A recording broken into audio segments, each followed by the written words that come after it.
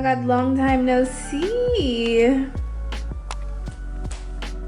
So the last time you saw me here on YouTube was when I was living my best life frolicking around Mexico City.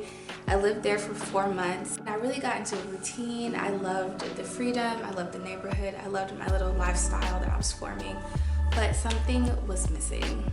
So now as we're chatting, I'm sitting on the floor in the bedroom of my dream apartment.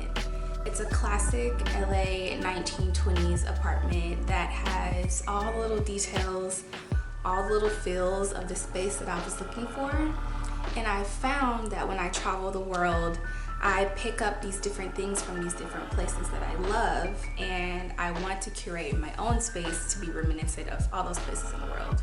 But more on this gorgeous space in my dream apartment soon. I'll have a little mini tour later. My next chapter, we're planting seeds, but we're rooting everything in well-being, creativity, and community. That's what feels good. I often just second guess things, I overthink things. I want you guys to see my videos through the lens of someone who is not perfect, who doesn't want to always put out perfect things. I want you to view this as watching someone document them become the version of themselves that they love, that they're proud of. Headed to an event at this gorgeous space and furniture studio called Fig and Oak. It is essentially like an artist talk, but it's a conversation among artists. And I don't know, I'm really excited. My creative senses have been tingling, and it needs to be fed. I'm just trying to give cute librarian per usual.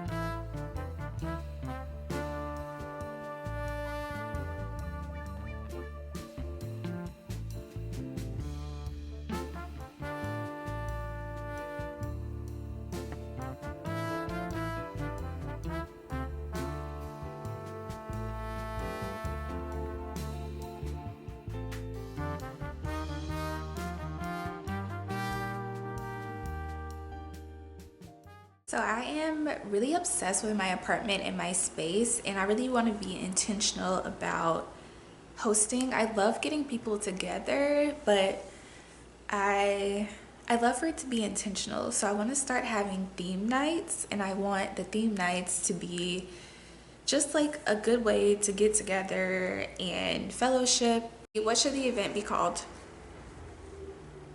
How about Midnight Silk and Sweet Soiree? It adds a dash of mystery and emphasizes that it's a nighttime event. 4, Starlit Silk Symphony.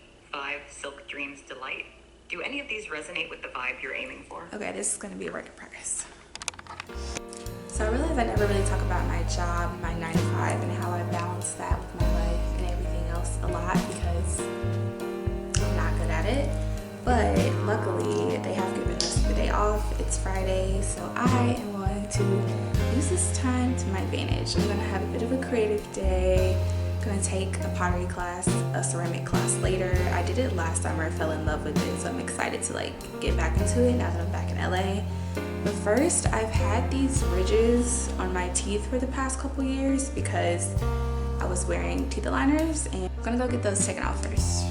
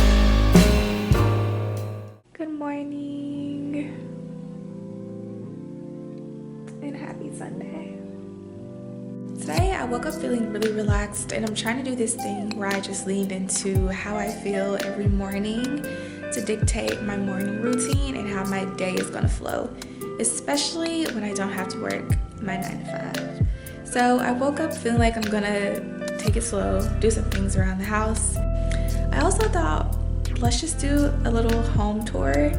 And when I say little, I mean little. Things are a mess, things are awry. I have been here for 2 months and there's so much to be done, but I kind of just want to show you what I've done so far, chat through the vision so that when I'm watching this back later, I can see where we started and where we end up. And yes, I'm feeling like doing this in my robe. So first things first, I moved into a 1920s Spanish style apartment. It has all of this detail that I'm obsessed with, like the arch walkways, the authentic wooden floors, the mantle, the textured walls, the wooden beams, the crystal doorknobs, sconces. Anyway, yeah, let's just get into the vision. In here, I want to actually make it a little bit more moody. I'm gonna get a darker rug. I'm definitely gonna get a different coffee table. I really want a travertine table, but still trying to figure out if I want to invest in that at this time. I want to put art on the mantle, art and some candles probably. Of course, I want to do curtains, but I think curtains are going to take a while for me to find the right rod, the right texture.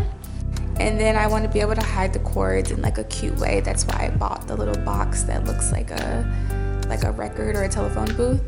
It's very mid-century, modern, the vibes. That's the vibes. Next up is dining, baby. So the gag with the dining area is that when I saw this apartment, I thought it'd be big enough just for a nook. So I was like, I'm gonna create a nook style, like breakfast area. And it's actually gigantic. It's much bigger than I thought it would be. So I really could have put like a full-blown, like adult grown-up coffee table. But for now, I'm just gonna lean into like this bistro approach and add some wall art. And I also kind of want to take this light fixture down so that if I do want to do a breakfast nook later, the table doesn't have to be set under the fixture, if that makes sense. Plus, I just don't like the fixture. Again, I have things everywhere, but the kitchen, not too special. Just very clean and white. I love that style.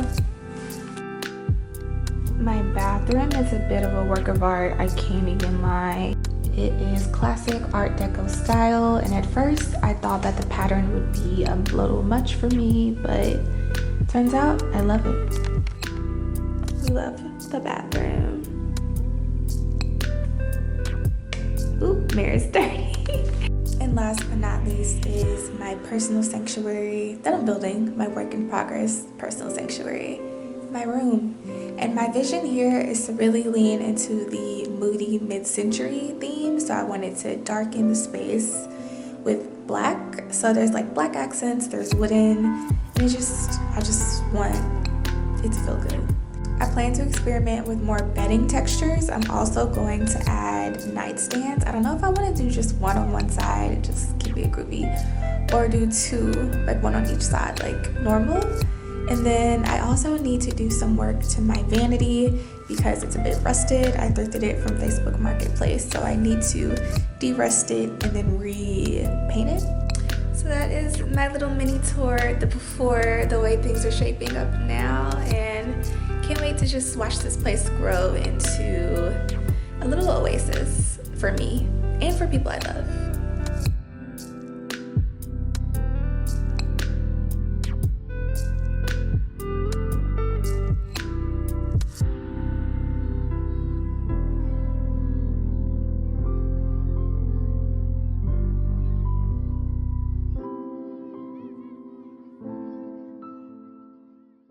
Sure. Masterpiece by Soul from Spotify.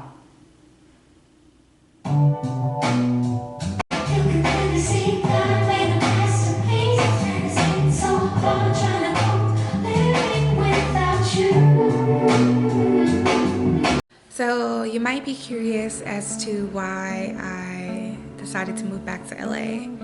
And a lot of people have been asking me that, and I think it's interesting because the plan was to never live in Mexico City forever. The plan was to just put my things in storage go to my favorite city in the world, spend some time there, and see what happens.